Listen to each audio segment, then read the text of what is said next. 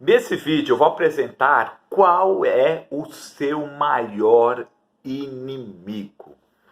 De fato, esse inimigo é um inimigo que tem atrapalhado você a extrair a tua melhor versão.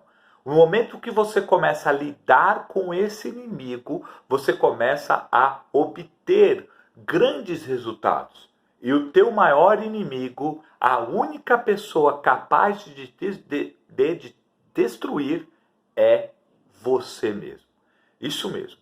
O apóstolo Paulo, conhecido como Saulo, da cidade de Tarso, ele foi criado aos pés de Gamaliel. Gamaliel era como se fosse uma universidade ambulante. Se o apóstolo Paulo não fosse convertido ao cristianismo, ele seria, com certeza, um dos maiores filósofos, como Aristóteles, Platão, Sócrates, entre outros, pelo conhecimento que ele tinha.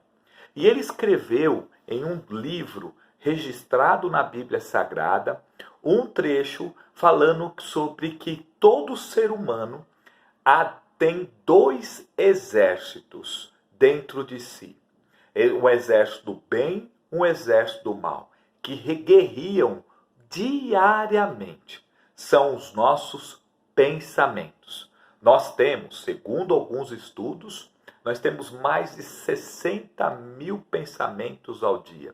Sendo que 30 mil desses pensamentos são pensamentos bons, pensamentos saudáveis.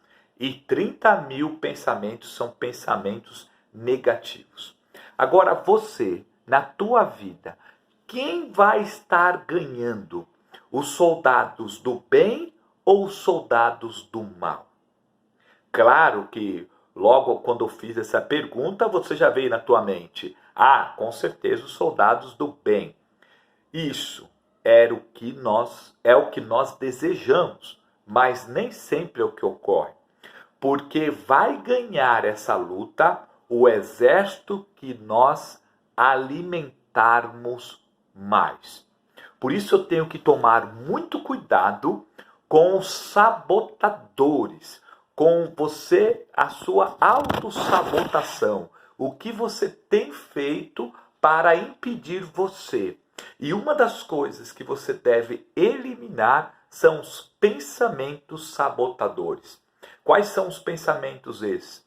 Eu não posso, eu não consigo, eu nunca tive sorte, isso daqui é para outras pessoas, eu não sei. No momento que você tem esse tipo de pensamento, você está sabotando. É como se você desse um bife, um café da manhã, um almoço reforçado para os soldados do mal.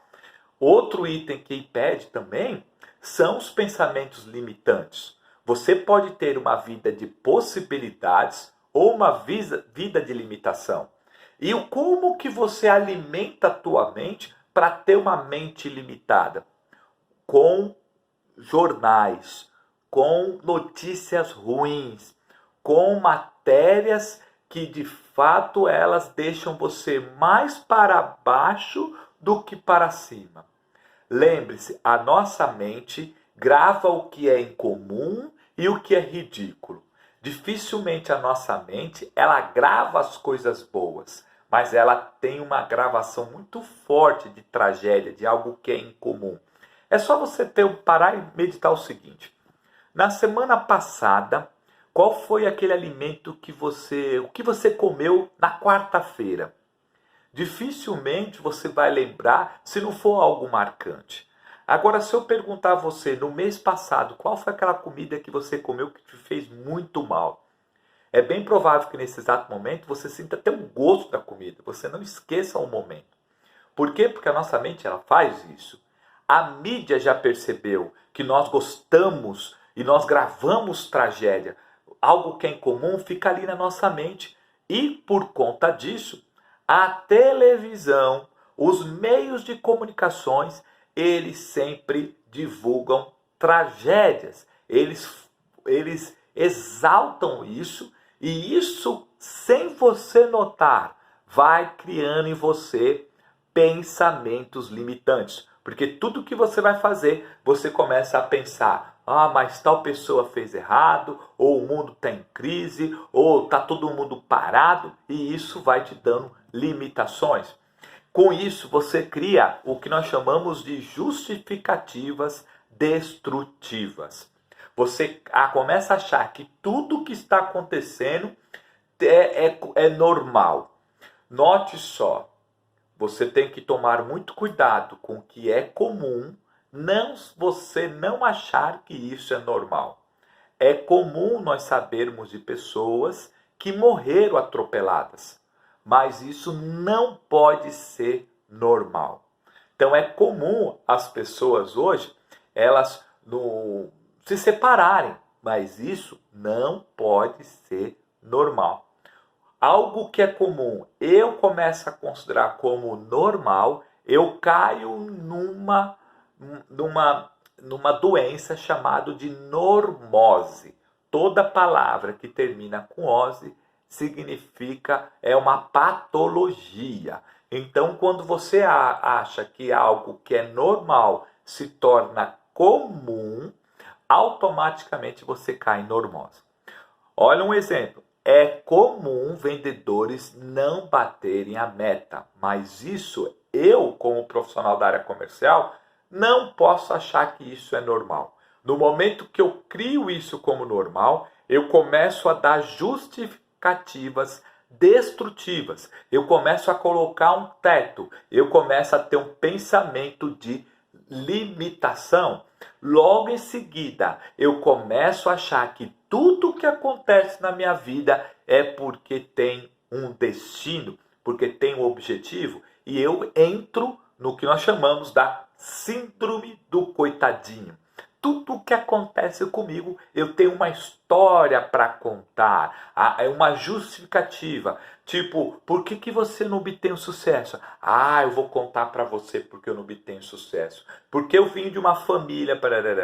Ah, eu vou te contar para você porque eu não consegui bater minha meta. Ah, porque eu tenho um cliente, tal. Então, tudo que acontece, essa pessoa, ela começa a ter o síndrome do coitadinho.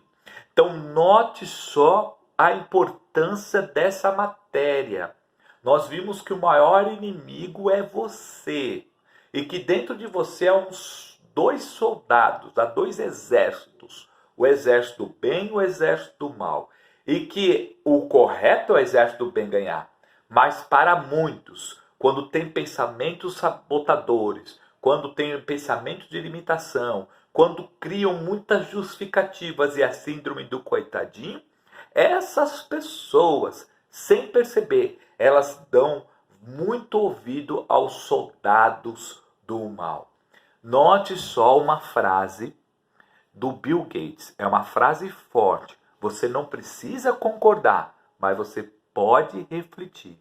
Nascer pobre, e quando eu falo pobre, eu não estou dizendo só de riqueza, eu estou falando até mesmo de espírito. Foi o que Jesus disse para os fariseus, quando chamou eles de vós sois pobres de espírito. Nesse momento, eles começaram a planejar a matar Jesus, porque Jesus foi profundo nas palavras. Então, note essa frase do Bill Gates: nascer pobre não é tua culpa, mas morrer pobre, a responsabilidade é sua. Cuidado como você tem lidado com esse exército, porque isso pode estar atrapalhando você a atingir a tua melhor versão. Como eu faço então para calar a boca disso? Próximo vídeo eu vou dar uma sugestão bem interessante.